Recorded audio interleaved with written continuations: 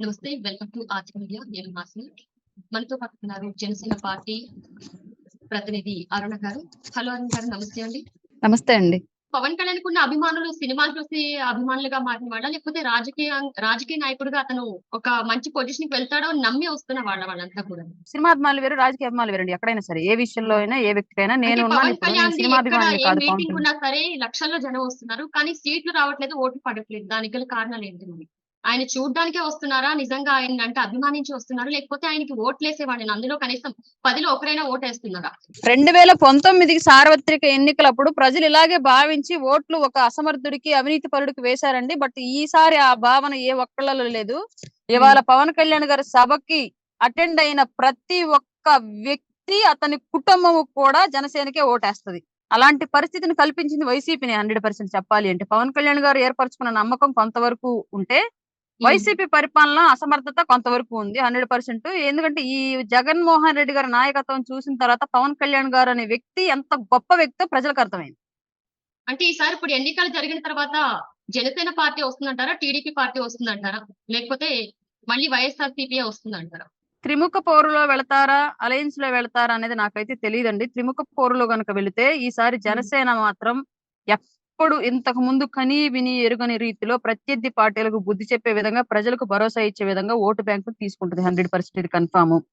Alliance లో గనక వెళితే తప్పనిసరిగా వైసీపీ అనేది నామరూపాలు లేకుండా పోవడము, అలాగే ప్రజా ప్రభుత్వం అలయన్స్ లో అధికారంలోకి రావటము, జనసేన బలాన్ని బట్టి అలాగే ఆ అలయన్స్ లో ఉన్న పార్టీల యొక్క బలాలను బట్టి సీట్ షేరింగ్లు, ఓట్ షేరింగ్ ఇలాంటివన్నీ షేర్ చేసుకునే అంశాల గురించి ప్రస్తావించుకుంటారు. ఇప్పటికైతే ఆ ప్రస్తావన ఏది జరగలేదు కాబట్టి దాని గురించి స్పష్టమైన ప్రకటన అనేది మేమైతే ఏమి ఇవ్వలేమండి. అండ్ అలానే పవన్ కళ్యాణ్ ఏ సినిమా చేసినా సరే ఫస్ట్ కేసీఆర్ కాళ్ళు మొక్కి వెళ్ళిన తర్వాత సినిమా చేస్తాడు అని చెప్పి పేరుని నాని విమర్శించారు. ఇలాంటి వ్యాఖ్యలు చేస్తున్నారు. అది నిజమే అంటారా? అది మేమైతే మేమైతే చూడలేదు. బట్ వాళ్ళెవరో అన్నారని మీరు అడిగారు కాబట్టి ఆన్సర్ చెప్తున్నాను నేను. ఫిల్మ్ ఇండస్ట్రీ అనేది హైదరాబాద్ లో ఉంది. కేటీఆర్ గారు కానివ్వండి, కేసీఆర్ గారు కానివ్వండి, ఫిల్మ్ ఇండస్ట్రీకి చాలా సపోర్ట్ గా ఉంటారు హైదరాబాద్ లో. వీళ్ళ జీవనోపాధికి సంబంధించి అదే కాబట్టి మేబీ అలా జరిగితే జరిగి ఉండొచ్చేమో నాకు తెలియదు. కానీ ఆయన చేశాడంటే అర్థం ఉంది. మన జగన్మోహన్ రెడ్డి గారు ఎందుకంటే పోయి దండాలు పెట్టి వస్తున్నాడు? అది కూడా మా ఆస్తులు అప్పచెప్పి మరి, ఆంధ్ర రాష్ట్ర ఆస్తులు అప్పచెప్పి మరి ఎందుకు దండాలు పెట్టి వస్తున్నారు? ఇవాళకి కూడా రాష్ట్రంలో హాస్పిటల్స్ ని డెవలప్ చేయకుండా ఎందుకు తెలంగాణలో వైద్యం చేయించుకుంటున్నారు? ఇవాళకి కూడా ఏపీలో ఉన్న రియల్ ఎస్టేట్ ని డెవలప్ చేయకుండా ఎందుకు తెలంగాణలో భూములు కొనేలాగా చేస్తున్నారు? బిజినెస్ అంతా అక్కడ పంపిస్తున్నారు. ఇవాళకి కూడా ఉపాధి యువతకి ఇక్కడ స్టేట్ లో కల్పిస్తే వాళ్ళ ఆదాయం మీద ట్యాక్స్ రాష్ట్ర గవర్నమెంట్ కి వచ్చింది. కానీ రాష్ట్రంలో ఉపాధి కల్పించకుండా ఎందుకు మళ్ళీ తెలంగాణ వెళ్ళేలాగే చేస్తున్నారు? ఇవన్నీ ఎవరి కాళ్ళు మొక్కి చేస్తున్నాడు జగన్మోహన్ రెడ్డి. పవన్ కళ్యాణ్ గారు ఒక వీళ్ళన్న లెక్క ప్రకారం చేశారంటే రీజన్ ఉంది.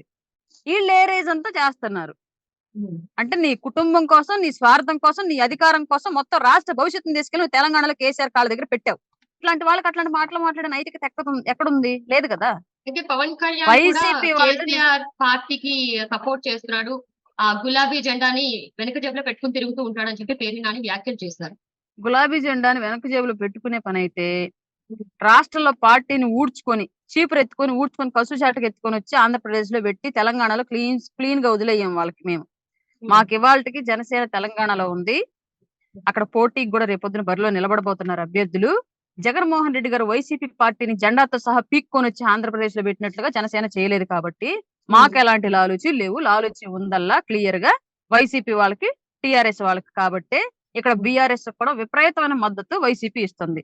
ఏ జనసేన గాని, టీడీపీ గాని సభలు ఏర్పాటు చేసుకుంటే ఆటంకాలు కల్పించే ఈ వైసీపీ ప్రభుత్వం ఇప్పటి వరకు ఏ బీఆర్ఎస్ సభకి ఆటంకం కలిగించలే ఈ రాష్ట్రంలో.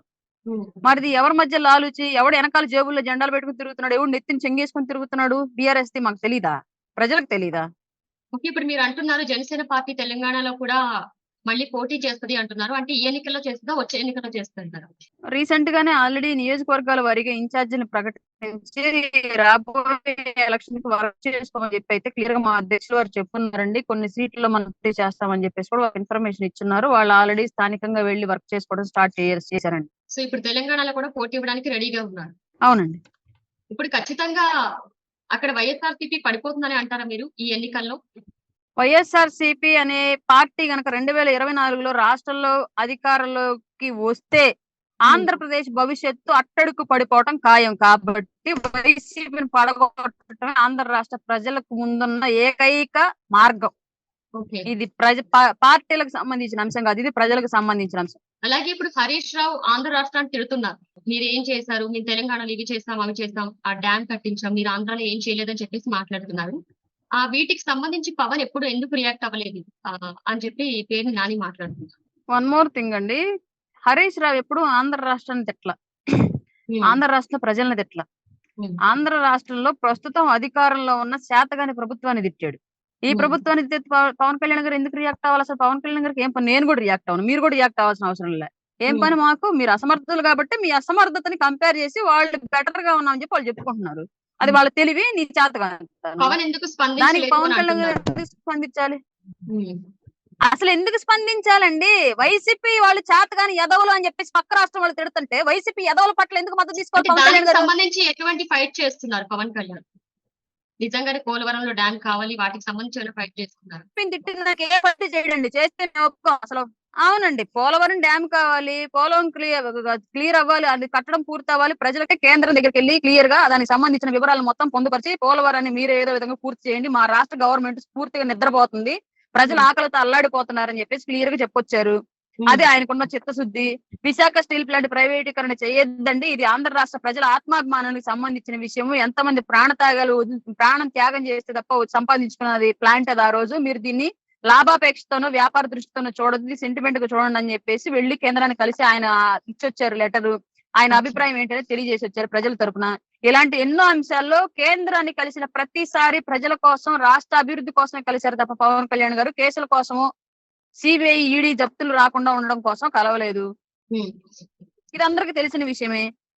అయితే ఇప్పుడు పవన్ కళ్యాణ్ సీఎం పదవి కోసం చాలా తాపత్రయపడుతున్నాడు, ఆ సీట్ ఎలాగ దక్కించుకోవాలని చూస్తున్నాడు అంటున్నారు. అలాగే సీఎం పదవి అనేది ఎవరో దానం చేస్తే వచ్చేది కాదు, పవన్ కళ్యాణ్ డ్రామాలు వేస్తే మక్కలు ఎరగొడతామని చెప్పి మాట్లాడారు ఇందాకనే. సో దీన్ని మీరు ఎలా స్పందిస్తారు? పేరు దాన్ని చాలా ఇలాంటి వ్యాఖ్యలు చేస్తున్నారు. వీళ్ళు పెద్ద పోటుకోళ్ళు మరి. వీళ్ళు వచ్చి పవన్ కళ్యాణ్ గారు మక్కలు ఎరగ చెప్తా ఉంటే మేము చూస్తా ఉంటాం. వీళ్ళకి చిల్లరైతే వచ్చిన కార్యకర్తలం కాదు మేము, మక్కలు కాదు. గ్రెనేడ్ పెట్టినా సరే వెనక్కి వెళ్ళే ప్రసక్తి లేదు. ప్రస్తుతం జనసేన పార్టీలో ఉన్న వాళ్ళు ఇట్లాంటి నోరుతొత్తర మాటలు మాట్లాడడం తగ్గించుకుంటే అధికారంలో ఉన్నారు కాబట్టి గౌరవం దక్కించుకునే వాళ్ళు అవుతారు నాయకులు ఎవరైనా సరే. ఇట్లాంటి మాటలు మాట్లాడే ముందు మీకు అధికారం ఇచ్చింది సీఎం సీటు గురించో, లేదంటే మీరు వెళ్ళి అధికారులు అక్కడ అసెంబ్లీలో కూర్చొని ఇట్లాంటి డబ్బా మాటలు మాట్లాడతారని కాదు, ప్రజలకు ఏదైనా మంచి చేస్తారని. అసలు ముందు ఈ పాలేరు నానికి రేపు పొద్దున్న టికెట్ ఇచ్చి చూసుకోమని చెప్పి సావండి. పిల్లనిబ్బి వాళ్ళ కొడుకుని ఒకటి తీసుకొచ్చి దింపి మొన్న ఏదో కారు ముందు నిమ్మకాయలు ఉడిచేవాళ్ళగా లగెత్తున్నాడు సీఎం కారు ముందు. అంతమంది క్యాన్వాయి, పోలీస్ డిపార్ట్మెంట్, సీఎం సెక్యూరిటీ ఇంతమంది ఉంటే ఒక మినిస్టర్ గా చేసి ఉండి, ఒక ఎమ్మెల్యే ఉండి కారుకు దారి తీసినట్టుగా పాపం సీఎం గారు డ్రైవర్ కళ్ళు కాని రావు అనుకుంటా, అందుకే దారి చూపిస్తా నిమ్మకాయలు పక్కన నెట్టుకుంటూ వెళ్ళిపోతున్నాడు. ఈ సిగ్మాల బతికే కన్నా రాజకీయంగా సన్యాసం తీసుకుంది బెటర్. ఇట్లాంటి మాటలు ఇంకొకసారి పవన్ కళ్యాణ్ గారిని మాట్లాడే ముందు ఈయన జీవితం ఏంటో చూసుకుంటే బెటర్ అని నా ఉద్దేశం అండి. ఈసారి ఆయన నియోజకవర్గంలో ఆయన 10,000 ఓట్లు కూడా పడే ప్రసక్తి లేదు కాబట్టి ఈ బాధలన్నీ పడుతున్నాడు పేరు నాని అని అందరికి తెలిసిన విషయం అండి. సో ఇప్పుడు ఆంధ్రాలో రాజకీయాలు తారాస్థాయికి చేరుతున్నాయి. నువ్వా నేనా అన్నట్టుగా ఉన్నాయి. ఒకళ్ళకొకళ్ళు మాటకు మాట ఇలా యుద్ధాలు చేసుకున్నారు. ఒకవేళ ఎదురు పడితే ఎలాంటివి జరుగుతాయని చెప్పి ప్రజలు కూడా భయపడుతున్నారు. సో మీరు దీనికి సంబంధించి ఏం చెప్పాలనుకుంటున్నారు? ఇప్పుడు ఏ పార్టీ అయితే బాగుంటుంది అనుకుంటున్నారు? ఒకరికొకళ్ళు ఎదురు పడితే ఏమైనా చేసుకుంటారని లాంటి సిచ్యువేషన్స్ అయితే జనసేన ఆధ్వర్యంలో అయితే జరగవండి. ఎందుకంటే ఆ రాష్ట్ర స్థాయిలో నాయకత్వం దగ్గర నుంచి గ్రౌండ్ లో ఉన్న కార్యకర్త వరకు మేము ప్రతి ఒక్కరు రాష్ట్ర భవిష్యత్తు కోసమే దిశానిర్దేశం చేయబడి ఉన్నాం పవన్ కళ్యాణ్ గారి ద్వారా. మేము ఎప్పుడు రాజకీయ కక్షలకు వెళ్ళాం. మమ్మల్ని ఎవడన్నా టార్గెట్ చేసినా ముందుగా మేము వెళ్ళి రాజ్యాంగబద్ధంగా డిపార్ట్మెంట్ పీపుల్ కి కంప్లైంట్ చేయడం జరుగుతుంది. డిపార్ట్మెంట్ కూడా పట్టించుకున్న పక్షంలో ఫర్దర్ గానీ మేము ఏదైనా యాక్షన్ తీసుకోవడం జరుగుతుంది తప్ప అపోజిట్ పార్టీల మీద మా అంతా మేము ఇప్పుడు కక్ష సాధింపుగా మేము చేయలేం. ఎందుకంటే నిస్వార్థంగా వాళ్ళ సొసైటీ కోసం ఒక సైనికుల్లాగా, ఒక మిలిటెంట్ లాగా, ఒక ఆర్మీ పీపుల్ లాగా నిలబడున్నాం మేము ఇవాళ. మాకు అట్లాంటి వ్యక్తిగత కక్షలు, కక్షపూరిత విద్వేషపూరితమైన ఆలోచనలు ఏవి మాకు రావు. ఎదురు పడితే ఏమీ జరగదు మా సైడ్ నుంచి. రెండో విషయం ఏంటంటే ఎవరు వస్తే బాగుండిద్ది అంటే అది ఆంధ్ర రాష్ట్ర ప్రజలు నిర్ణయించుకోవాల్సిన విషయం. చూశారు ఇంతకు ముందు ఇప్పుడు దాకా ఉన్న ప్రభుత్వాలన్నింటినీ చూశారు. పవన్ కళ్యాణ్ గారు నిలబడ్డ తీరు కూడా చూశారు. ఆయన ఇప్పటి వరకు రాష్ట్ర ప్రజలను ఆదుకున్న విధానం కూడా చూశారు. ఇన్ని చూసిన ప్రజలు 24లో ఏ ప్రభుత్వం అధికారంలోకి వస్తే మంచిగా ఉంటుంది రాష్ట్రానికి అనే ఆలోచన కూడా వాళ్ళే తీసుకోవాల్సి ఉంటుంది. కాబట్టి ఆ నిర్ణయం వాళ్ళదండి. నేను ఒక జనసేన పార్టీ అధికార ప్రతినిధిగా లేదంటే ఒక కార్యకర్తగా నా అభిప్రాయం ప్రకారం జనసేన వస్తే బాగుంటుందని నేను నమ్ముతా. కానీ సామాన్యుడు ఏ విధంగా ఆలోచిస్తాడనే దాన్ని బట్టి ప్రభుత్వాలు అధికారంలోకి వస్తాయి. ఓకే. రైట్ అరుణ్ గారు. Thank you so much. Thank you అండి. Thank you so much.